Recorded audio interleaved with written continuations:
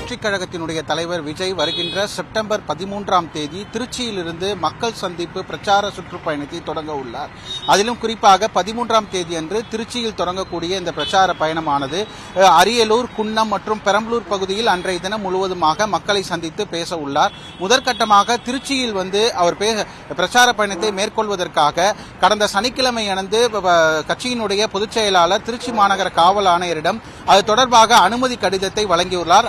அதற்கு காவல்துறையினர் பல்வேறு நிபந்தனைகள் தெரிவித்துள்ளனர். மேலும் குறிப்பாக அவர்கள் குறிப்பிட்ட இடத்தில் அனுமதி வழங்க முடியாது. மேலும் திருச்சி மாநகர் பகுதிகளில் 42 இடங்களில் பார்த்தோமேனால் இந்த அரசியல் கட்சியினுடைய பொதுக்கூட்டங்கள், பேரணிகள் மற்றும் ஆர்ப்பாட்டங்கள் போன்றவை நடத்துவதற்கு இடங்கள் இருக்கின்றது. அந்த இடத்தில் ஏதாவது ஒரு இடத்தை தேர்வு செய்து கொடுக்குமாறு தெரிவித்தனர்.